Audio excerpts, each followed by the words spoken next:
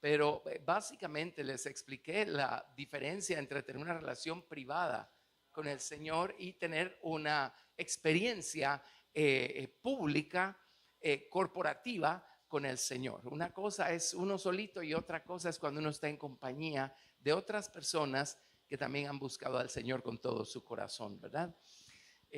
Y vamos a irnos a 1 de Samuel capítulo 22 y vamos a seguir elaborando donde nos quedamos.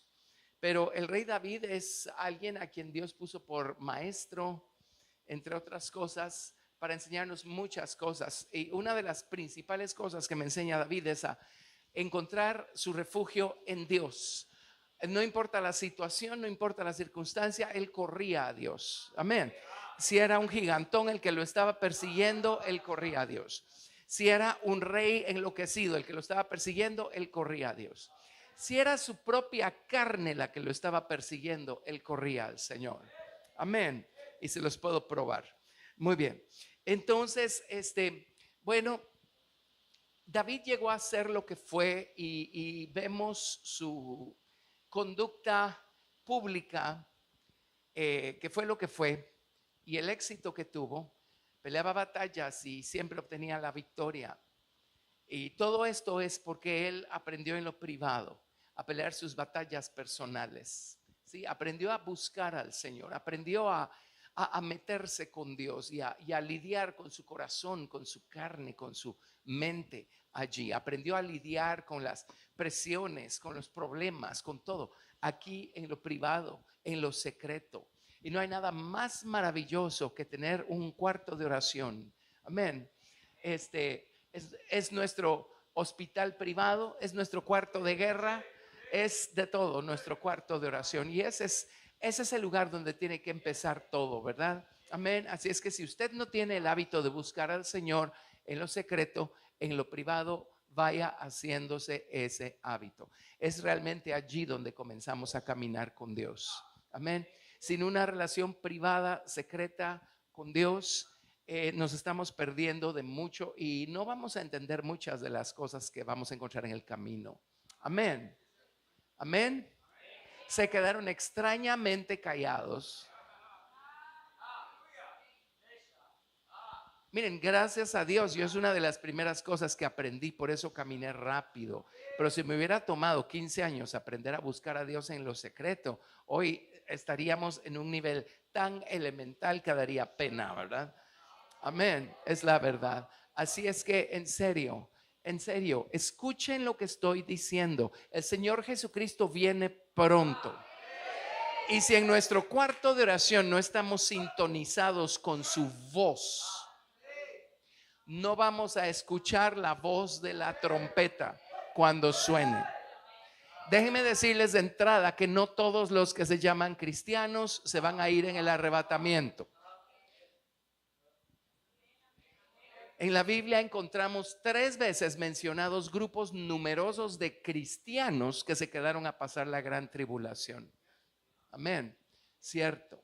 ¿Y por qué? Bueno, algunos ni así despertaron. Y los venció el anticristo, nomasito asomó la cabeza. Otros pues despertaron, pero fue demasiado tarde, perdieron la cabeza al principio de la tribulación.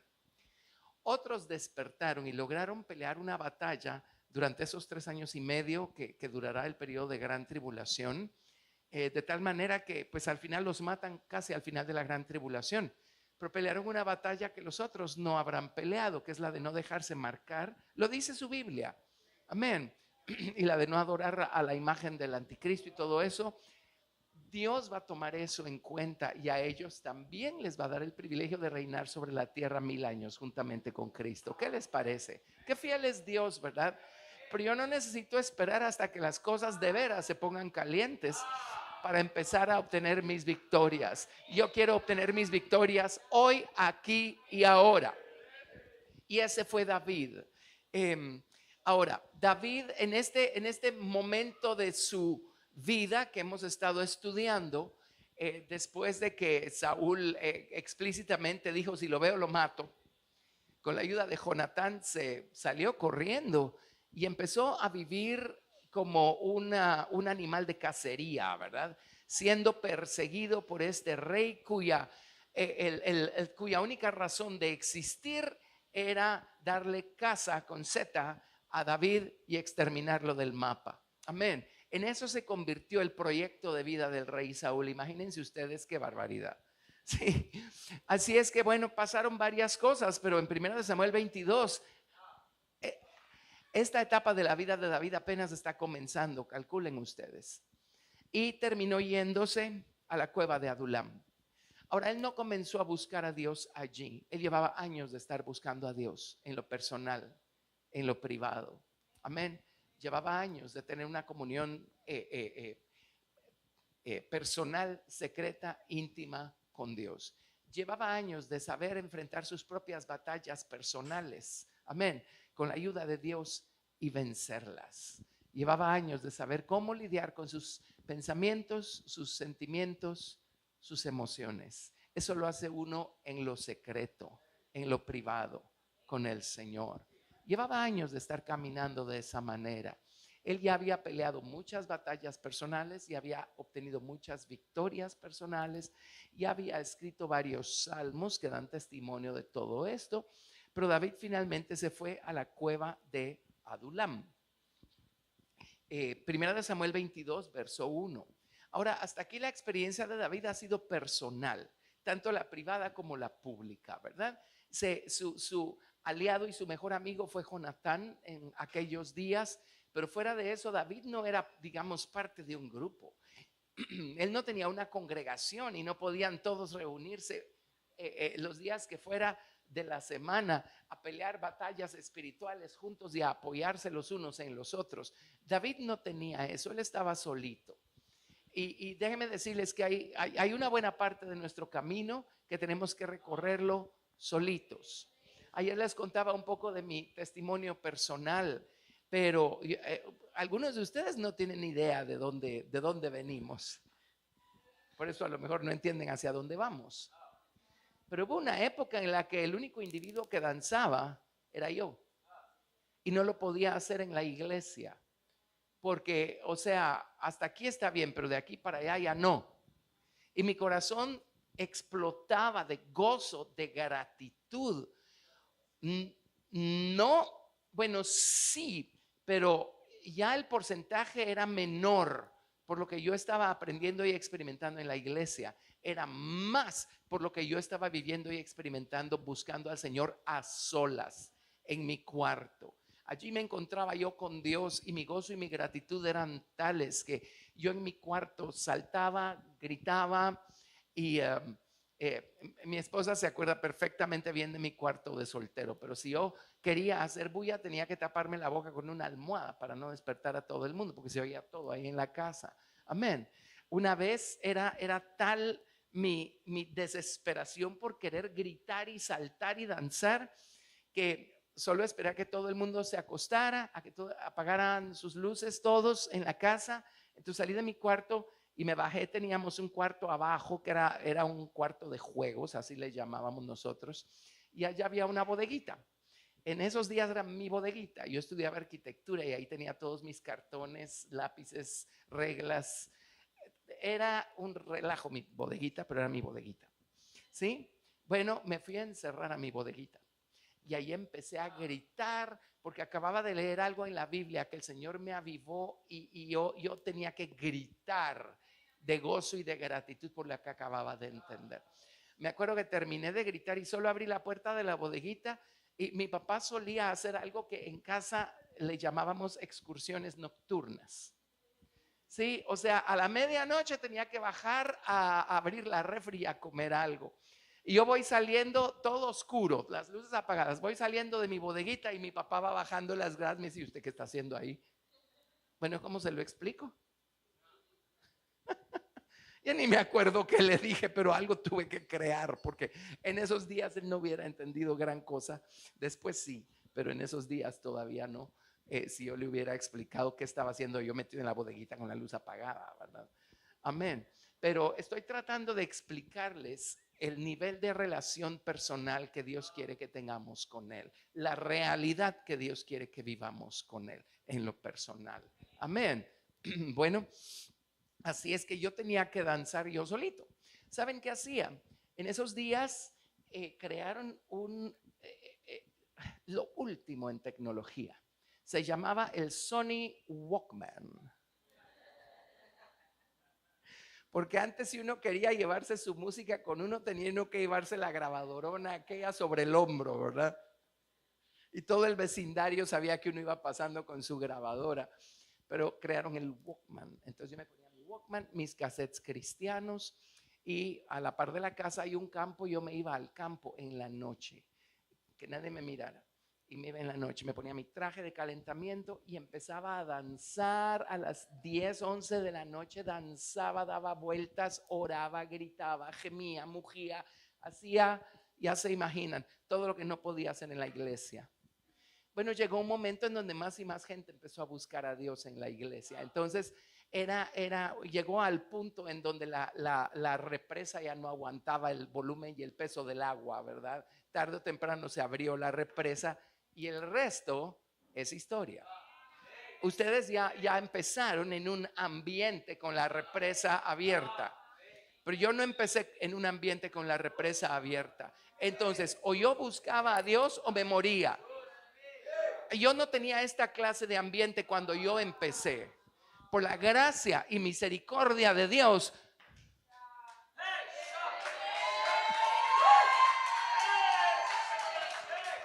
pero es la verdad, a los que tienen 40 años de conocerme, pero por la gracia y la misericordia de Dios, Dios me usó a mí para crear este ambiente en la iglesia. Y no fue porque estuviéramos copiando algo que vimos o imitando algo que vimos por allá, no. Es que aprendimos, Dios nos abrió la puerta y aprendimos a buscarlo de otra manera. Nuestra experiencia cristiana dejó de ser solo la acción de hacer acto de presencia en un servicio evangélico una vez a la semana. Eso es la muerte personificada. No, se convirtió en algo vivo, en algo real. Amén. Gracias, Señor. Y el resto es historia. ¿Por qué les digo esto? Porque David, en esta época de su historia, o él buscaba a Dios o se hundía. Pues él no tenía en quién apoyarse. Cierto, estaba el sacerdote y él consultaba a Dios por David continuamente, lo dice la Biblia, ¿verdad? Ahimelech, ¿se acuerdan? En Nob. Sí, pero él vivía en Nob. David vivía allá con Saúl hasta que Saúl lo echó de la casa. Sí, así es que él tuvo que aprender a buscar a Dios en lo secreto. Amén. Pero bueno, con esta clase de experiencia que él llegó a tener con Dios, él finalmente llegó y se refugió en la cueva de Adulam. Sí, él no estaba pretendiendo anunciar que él estaba allí o que todo el mundo supiera. No, pero miren lo que pasó. Primera de Samuel 22:1. Yéndose luego David de allí, huyó a la cueva de Adulam. Y cuando sus hermanos y toda la casa de su padre lo supieron, vinieron allí a él.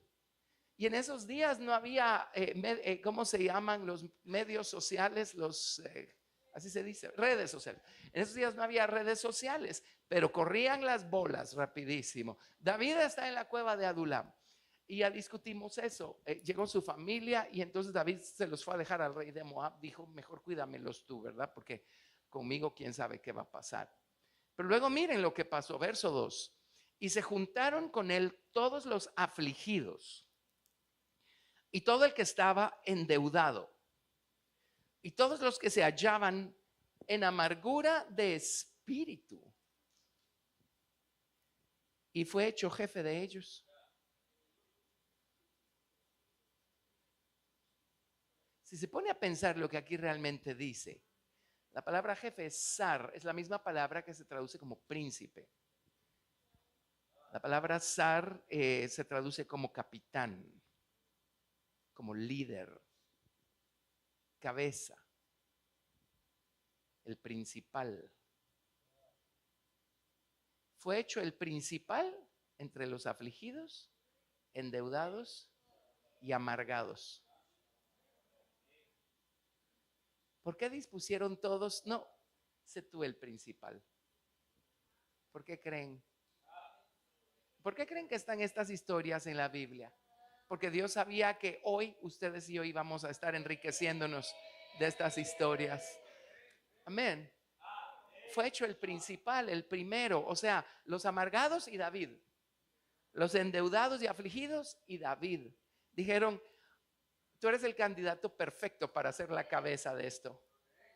¿Por qué creen?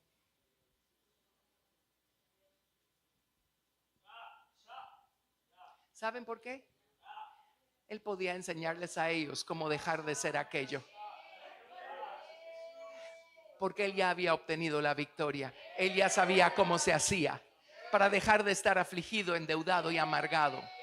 Ahora que conste amargado, esa expresión jamás la van a encontrar en la Biblia. Usen su concordancia de Strong en conexión con David. Nunca. Él nunca se amargó. Pero las otras dos sí las encontramos en conexión con David. Él fue afligido, endeudado. Es que endeudado, ahí van a ver lo que realmente significa. Él fue afligido, endeudado, pero nunca se dejó amargar. Ahora, para no dejarse amargar, también tuvo que pelear una batalla. ¿Están de acuerdo conmigo? Tuvo que pelear una batalla. O sea, vio esta cosa venírsele encima, y él inmediatamente empezó a buscar a Dios y a decir, un momento, yo rehúso amargarme. Yo rehúso dejar que la amargura tome cautivo mi corazón, mi mente, mi voluntad. Un momento, yo no voy a dar ese paso, ¿sí? Y libró sus batallas para no dejarse amargar. ¿Cómo libramos la batalla? Perdonando lo que tengamos que perdonar y a quienes tengamos que perdonar. ¿Cómo libramos la batalla? Recordando la verdad, hablando la verdad en amor. Señor, si pasó, tú lo permitiste, porque tú gobiernas sobre todas las cosas. Si pasó, es porque yo lo necesitaba, era necesario para ayudarme a mí, a buscarte a ti, a clamar a ti. Amén. Es así como él evitó el llenarse de amargura. Nunca vemos esa palabra en conexión con David. Amén. Pero sí vemos las otras dos. Entonces llegó la gente afligida, endeudada y amargada. Y vieron a David y dijeron, tú sé nuestro líder, tú sé nuestro jefe. ¿Sí?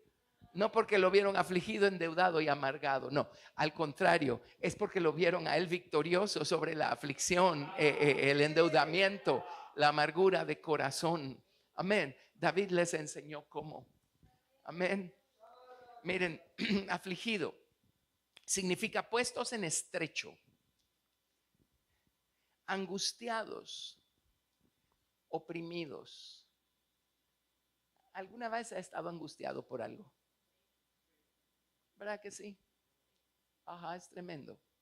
Sí, es algo que si no tenemos cuidado nos paraliza, ¿verdad? Pero no hay como las cosas que nos afligen para irnos a encerrar al cuarto de oración. Sí, y decir, Señor, estoy afligido. Señor, estoy angustiado. Señor, ayúdame. Señor, ayúdame. Vámonos al Salmo 119, 143. Dejen un dedo acá en Primera de Samuel. Déjenme ver qué alternativa al dedo encuentro. Ahí está, ya encontré mi alternativa al dedo. Vámonos al Salmo 119, 143.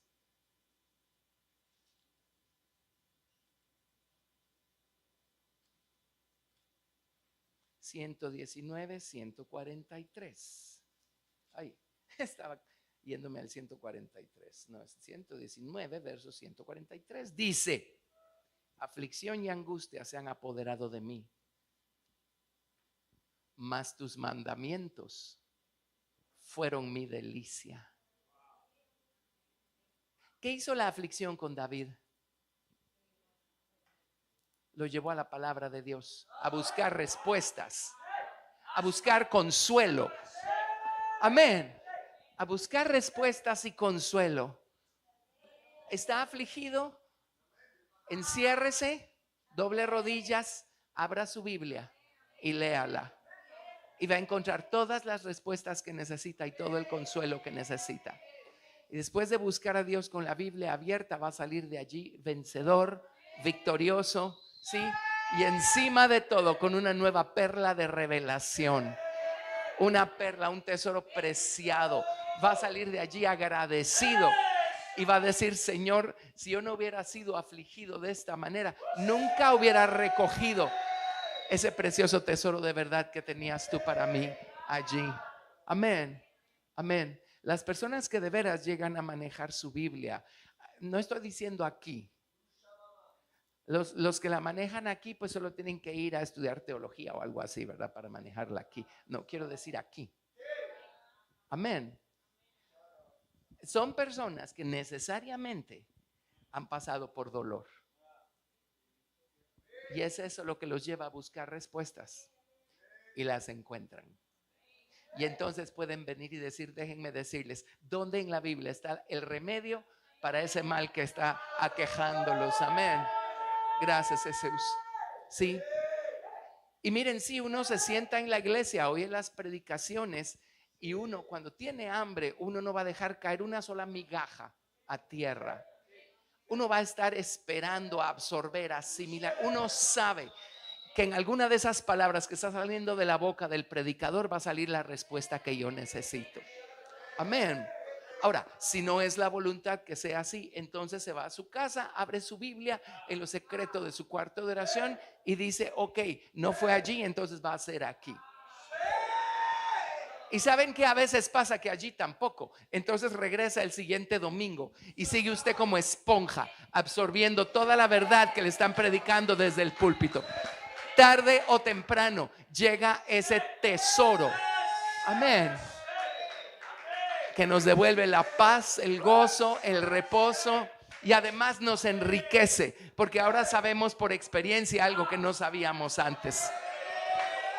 Y si alguien más no ha tenido la experiencia, no tiene manera humana de saberlo. Amén.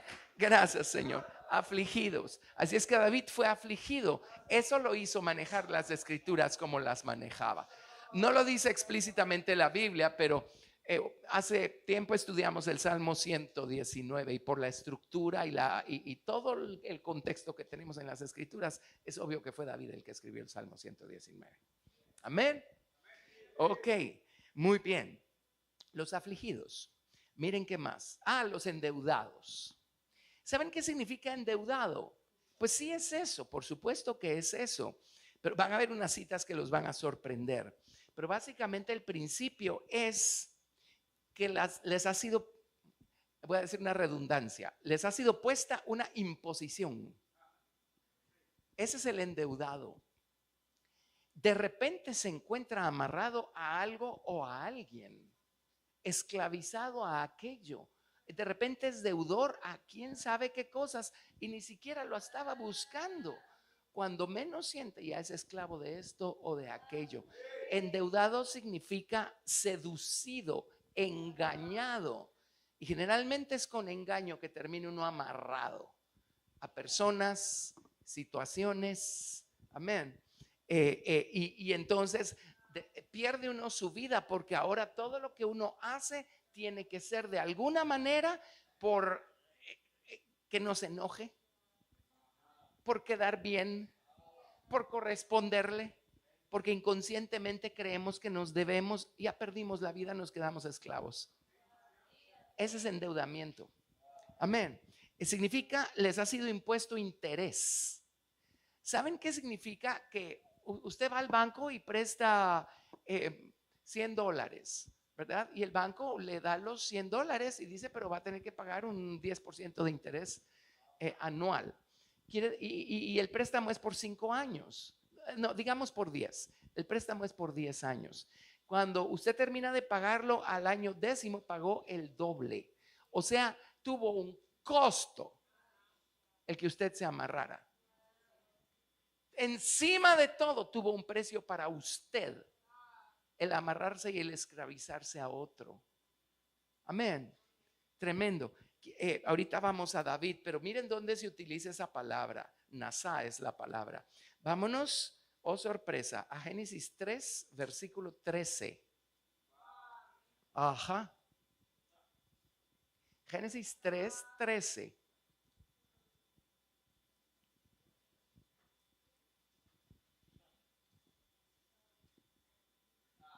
Entonces Jehová Dios dijo a la mujer, ¿qué es lo que has hecho? Y dijo la mujer, la serpiente me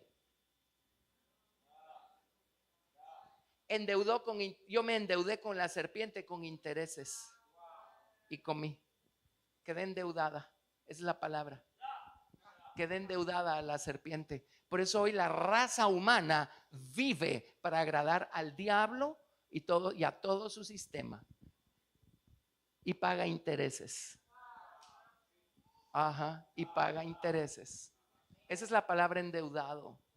O sea, la gente que está completamente esclavizada, completamente vendida. ¿Se acuerdan que la Biblia dice, debe ser en Romanos, que dice que fuimos vendidos al pecado? ¿Adivinen quién nos vendió? Pero dice vendidos. Ajá, lo dice. Vendidos, fuimos vendidos al pecado. Quedamos esclavizados, quedamos esclavizados. Amén. Tremendo. Esa es la gente que se le unió a David. Ahora miren el testimonio de David aquí.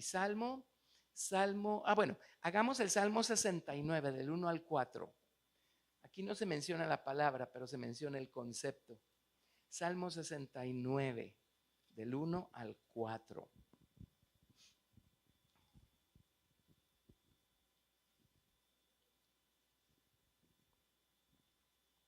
Dice, sálvame, oh Dios, porque las aguas han entrado hasta el alma. Estoy hundido en cieno profundo donde no puedo hacer pie. He venido a abismos de aguas y la corriente me ha anegado. Cansado estoy de llamar, mi garganta se ha enronquecido. Han desfallecido mis ojos, esperando a mi Dios.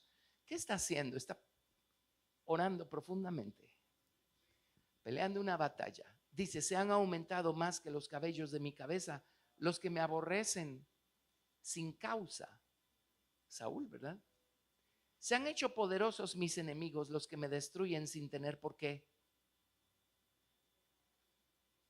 ¿Y he de pagar lo que no robé?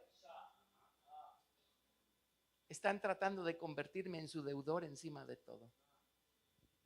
¿Lo ven? ¿Y he de pagar lo que no robé? Están tratando de convertir en su deudor. Saúl persiguió a David como si fuera David el que le debía algo a Saúl. ¿Ven lo que estoy tratando de decir con este concepto? Amén. Y había alguien que tenía un dicho, decía, haz el bien y échate a correr. ¿Sí? Y a veces uno es pastor y su trabajo es ayudar a la gente como se pueda. Y a veces uno busca ayudar porque uno ve. Uno ve el final del camino por el que va la persona. Ajá. Uno ve el error de sus caminos. Uno ve las elecciones que está haciendo. Y perdón, pero no nos vamos a quedar ni paralizados ni callados si estamos viendo el peligro. Y vamos y decimos, si sigues por allí, vas a terminar mal. Después lo persiguen a uno como que es uno el que les debe. ¿Cierto o no? Ajá, corrige al sabio y te amará, pero no te metas mucho con el insensato, porque es la verdad. Tremendo. Ok, estoy tratando de dibujar el cuadro de que eran estos endeudados que se le pegaron a David, ¿verdad? Amén. Salmo 89, verso 22. Y este es David por su... no, este es Setán. Salmo 89, verso 22. Leamos desde el verso 20. Pero él está dando testimonio de David. Fue Etán. Él fue uno de los músicos principales en el santuario, ¿verdad? Y él escribió este salmo, pero habla acerca de David. Y dice, Salmo 89, 20. Hallé a David mi siervo, lo ungí con mi santa unción. Mi mano estará siempre con él. Mi brazo también lo fortalecerá. No lo sorprenderá Nasa. Es la misma palabra para endeudamiento. No lo sorprenderá el enemigo. El enemigo no va a lograr esclavizarlo y encima de todo cobrarle intereses. No lo sorprenderá el enemigo, ni hijo de iniquidad lo quebrantará, sino que quebrantaré delante de él a sus enemigos y heriré a los que le aborrecen. Tremendo, tremendo. Pero siempre están estas situaciones, cosas, gente, lo que sea, ¿verdad? Que cuando uno viene a sentir, resulta que es uno el que les debe. Y luego viene la persecución. Y luego uno dice, bueno, pues a lo mejor yo tuve la culpa. Entonces uno empieza a ponerse de alfombra. Y uno empieza una relación de servilismo con la otra persona. Porque llega uno a pensar, pues a lo mejor sí fue culpa mía, ahora tengo que ver cómo restituyo, ¿verdad? Y se vuelve uno esclavo de la otra persona. En el pasado, yo recuerdo en nuestro grupo de jóvenes nos tocó lidiar con personas que estaban en una relación así con alguien más. Se daban y perdían la vida. Y la otra persona feliz aprovechándose de la situación, ¿verdad? Y exigiendo más y más y más de la otra persona. Amén. ¿Sí? Sería lo que es la dependencia y la codependencia, algo así, solo que en un estado todavía más crónico, ¿verdad? Más o menos, más o menos. Esa es la gente que se le pegó a David. Pero cuando vieron a David en la cueva de Adulam, dijeron, tú sé nuestro jefe. Y David les tiene que haber enseñado a hacer algo con la aflicción, a hacer algo con el endeudamiento, a hacer algo con la amargura. Como les digo, amargura, eso no lo vamos a encontrar nunca en conexión con David. Pero miren el Proverbio 31 lo que dice. Proverbios 31. David logró no dejarse poseer por la amargura. La amargura es tremenda. Dice el libro de Hebreos que no sea que brotando alguna raíz de amargura, muchos vengan a ser contaminados, ¿verdad? Ajá. Sí, cuando uno, un enojo, ¿verdad? Con el que uno nunca lidió o cosas así. Bueno, pero Proverbios 31:1 dice, palabras del rey Lemuel. Si ustedes leen acerca de quién es Lemuel, algunos dicen a lo mejor es el mismo Salomón.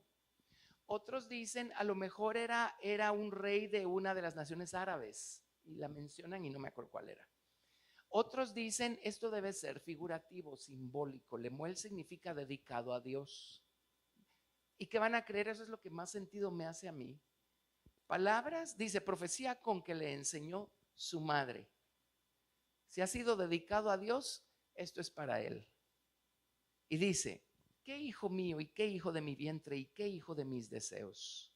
No des a las mujeres tu fuerza, ni tus caminos a los que destruye a los reyes. No es de reyes, oh Lemuel, no es de reyes beber vino, ni de los príncipes la sidra. No sea que bebiendo olviden la ley y perviertan el derecho de todos los afligidos. Dad la sidra al desfallecido y el vino a los de amargado ánimo. Es la misma expresión que se usa allá con los que se le juntaron a David. En hebreo es mar nefesh. Tienen amargada su alma nefesh. Allá dice el espíritu. Aquí dice el ánimo. Pero la palabra es nefesh. Tienen amargada su nefesh. Dice, beban y olvídense de su necesidad y de su misericordia no se acuerden más. ¿Creen que alguien que está siendo gobernado, miseria? Los que han sido gobernados por la amargura van a tener la capacidad de gobernar sobre gentes como reyes. Imposible. Entonces dice, si vas a ser un rey, no te dejes gobernar por la amargura. Y aquellos que se dejan gobernar por la amargura necesitan encontrar una salida. Entonces se embriagan, se drogan con drogas, se drogan con música, se drogan en las discotecas, con la música, con las luces, se drogan con enojo, exacto, o se embriagan con enojo, se embriagan con sus emociones. Amén. Y entonces ahora no solo son esclavos de la amargura, son esclavos del vicio, que se supone que buscaron para ya no sentirse amargados y para librarse del problema. ¿Ven qué cosa? Miren, seguro aquí lo han preguntado. Mire, está bien que un cristiano beba vino. Si somos honestos, la Biblia nunca prohíbe beber vino. Amén. Ajá. Pero si entendemos nuestra Biblia y sabemos dónde queremos llegar en Cristo. Ahora, si nos queremos quedar en el atrio, hagamos lo que querramos, pues. Pero yo no me quiero quedar en el atrio eternamente. Esa es la diferencia. ¿Hasta dónde queremos llegar? Eso hace toda la diferencia. ¿Hasta dónde queremos llegar? Amén. Y tiempo queda muy poco para hacer nuestras elecciones. Amén. Así es que pongámonos las pilas. Pero David nunca se dejó esclavizar por la amargura. Entonces él podía enseñarle a estos hombres a vencer su amargura. David logró vencer la aflicción, este estado de, ¿y debo pagar lo que no rompí o lo que no robé? Y me van a perseguir a mí como que ahora soy yo el que está en deuda con el otro. ¿Sí? David supo vencer eso porque supo buscar a Dios en lo secreto. Amén. Para vencer esas cosas. Entonces, cuando esta gente llegó a la cueva de Adulam, vieron a una persona ya bien kilometrada, con muchas victorias detrás, con muchos kilómetros detrás, y dijeron: tú dirígenos, tú guíanos, tú sé nuestro príncipe, enséñanos cómo se hace. Ahora miren, ¿qué ser humano sobre este planeta no tiene algún grado de aflicción? ¿O no es esclavo a algo? ¿O no tiene algún grado de amargura? Incluyendo a David, pues quitándolo de la amargura, porque supo batallar con eso. Pero ¿quién no comienza así su carrera? Todos comenzamos así nuestra carrera. Amén. Por eso la urgencia de aprender a buscar a Dios. Ahora, ¿por qué tuvo que ser así? Usted sabe que quienes lleguen más lejos y más profundo y más alto en Cristo no son los que no eran amargados, ni endeudados, ni afligidos. Le voy a contar un secreto. Gente así por lo regular no llega muy lejos. No ve la necesidad de llegar muy lejos. En su mundo, aparentemente todo está bien. Entonces, ¿cuál es la necesidad de orar tan fuerte? ¿Y cuál es la necesidad de ir tanto a la iglesia allí? 1 y 2. ¿De dónde salió el material del que se valió Moisés para edificar el tabernáculo en el desierto? De todo lo que sacaron consigo cuando salieron de Egipto.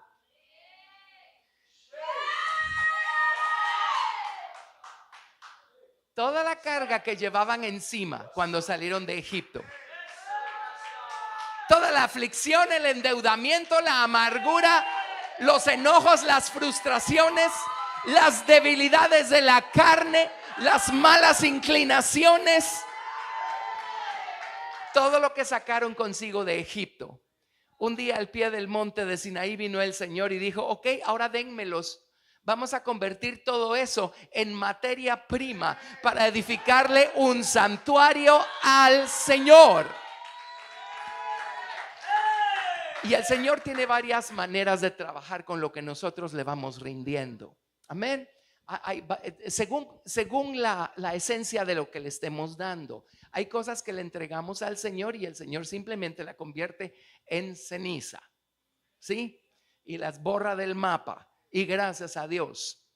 Pero hay otras cosas que Dios no las borra del mapa. ¿Saben por qué? Son necesarias, son útiles.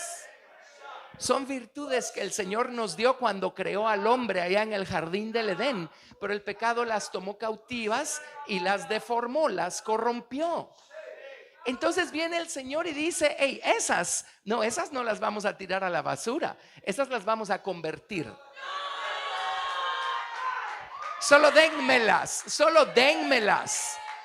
Está afligido, déselo al Señor. Está amargado, déselo al Señor. Está enojado. Todo eso es energía que el Señor está esperando convertir y devolvérsela. Y una persona que se supo amargar y enojar y enfurecer por lo que haya sido, ¿verdad?, su experiencia, cuando viene y le entrega esa energía al Señor, esas son las personas que van a tener celo por el Señor Jesucristo y que no van a dar marcha atrás, nunca, jamás. Gracias, Jesús. Gracias, Jesús. Esas son las personas que si aquí pudieron ser obstinadas, cuando el Señor les convierte su obstinación, aquí van a ser los siervos más fieles, efectivos y eficientes que el Señor tenga.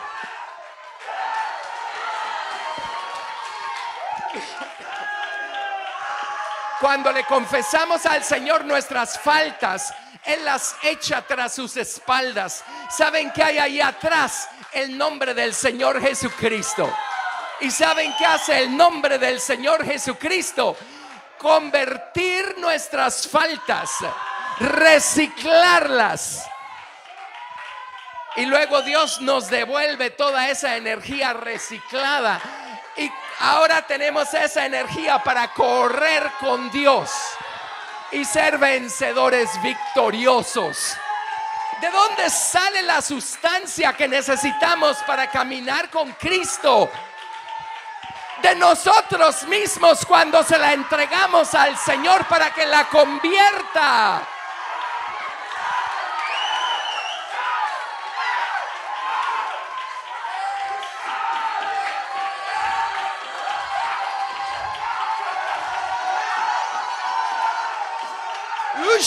Usha. Gracias, Jesús. Gracias, Jesús. Gracias, Jesús. Gracias, Jesús. ¡Hey! Y conoceréis la verdad, y la verdad os libertará. El diablo nos dice que nuestras debilidades son lo peor que nos pudo haber pasado.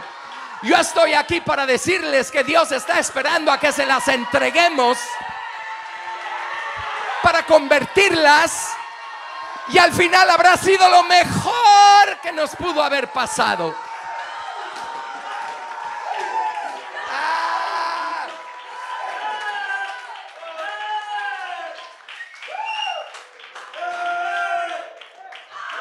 Gracias, Jesús. Gracias. Por eso la confesión y el arrepentimiento son la herramienta más poderosa que tenemos. Si algo podemos hacer es confesar. Si algo podemos hacer es arrepentirnos y entregarle al Señor todas nuestras cargas. Echa sobre Jehová tu carga y Él te sustentará. Amén. Gracias, Jesús. Gracias, Jesús. Gracias, Jesús. Gracias, Señor. Gracias.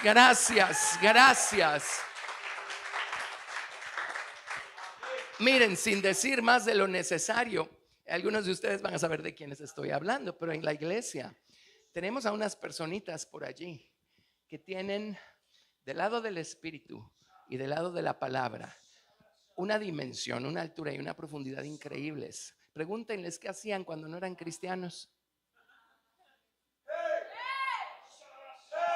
Estaban metidos, pero hasta el sótano, en las cosas del diablo y en las cosas del mundo.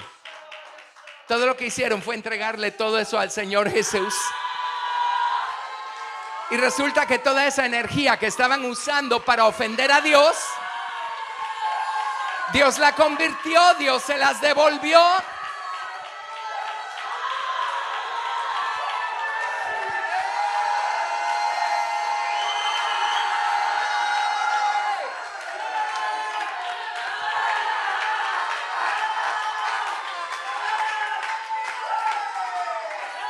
Gracias, Jesús. Gracias, Señor. Gracias, Jesús. Amén. Gracias, Jesús. Así es que regresemos al Salmo. Ahí les iba a decir que 3 salmos escribió David estando en la cueva de Adulam. Pero déjenme decirles qué significa Adulam. Los diccionarios lo definen como justicia de la gente. Ahora eso no hace mucho sentido. A mí lo que más sentido me hace es gente que ha sido justificada. Y una de las delicias más grandes en la que puede vivir un cristiano es saber que ha sido justificado por la sangre del Señor Jesucristo. Especialmente cuando ve que todavía queda algo de naturaleza carnal allí. Y ese es allí donde encontramos nuestro refugio, en Jesús y en el hecho de haber sido justificados. ¿Sabe qué significa justificado? Es un término legal. La paga del pecado es la muerte. O sea, usted peca, se endeuda. La única manera como puede pagar la deuda es muriendo. Toda la humanidad está en deuda con Dios. Pero para que no muriera toda la humanidad, Dios envió a su Hijo a morir tomando el lugar de todos los hombres en la cruz del Calvario. Una vez ponemos nuestra fe en el Señor Jesucristo, la deuda que Él pagó en la cruz es pagada, en nuestro caso personal. Y una vez la deuda queda pagada y nosotros somos perdonados de deudas o librados de deudas, fuimos justificados o declarados libres de culpa, declarados libres de deudas. Amén.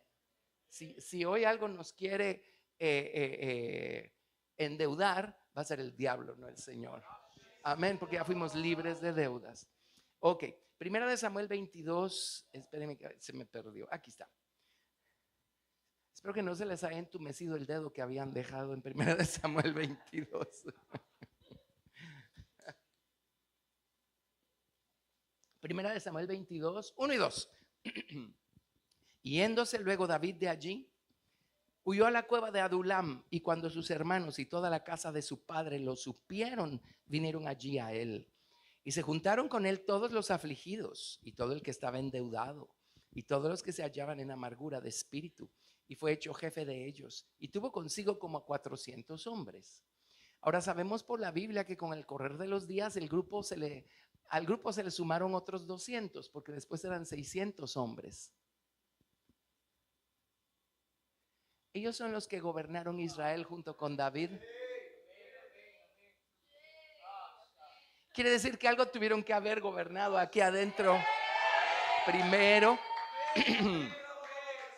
Estos son los mismos, tiene que ser, que menciona espéreme, ¿dónde está? Bueno, es segunda de Samuel, ¿verdad? Por supuesto. Espérenme. Hay algo aquí que no les he mencionado. ¿Se los digo o no se los digo?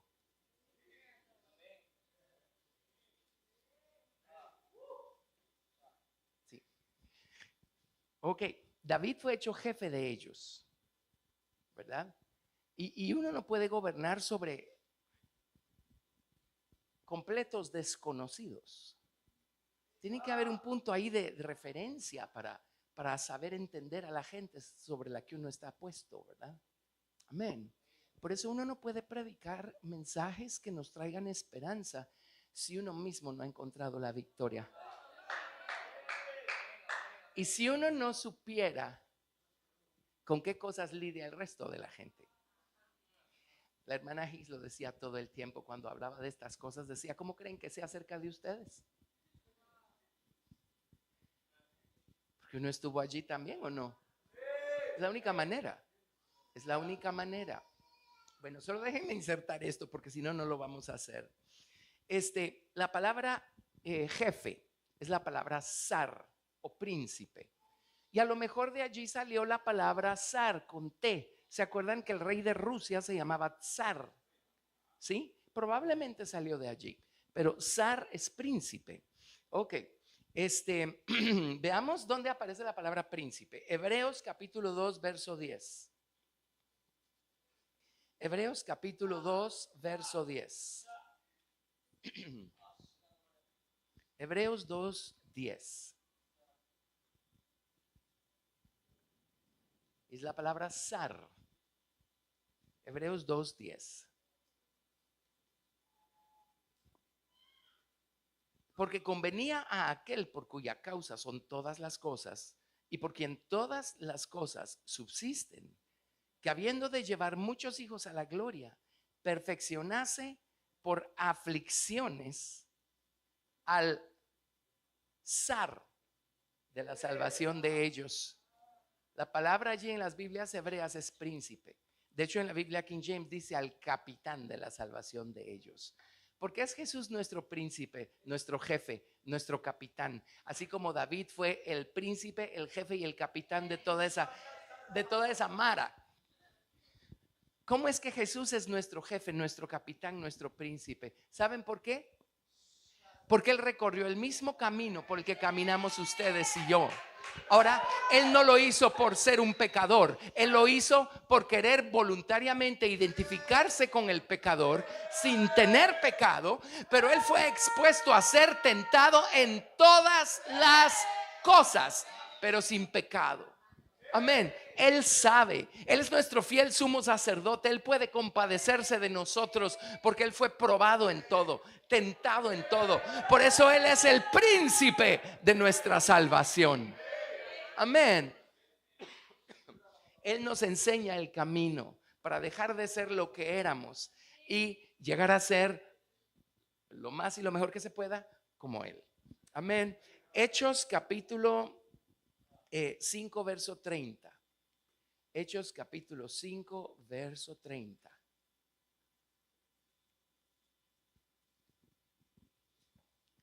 Hechos 5 verso 30 y 31.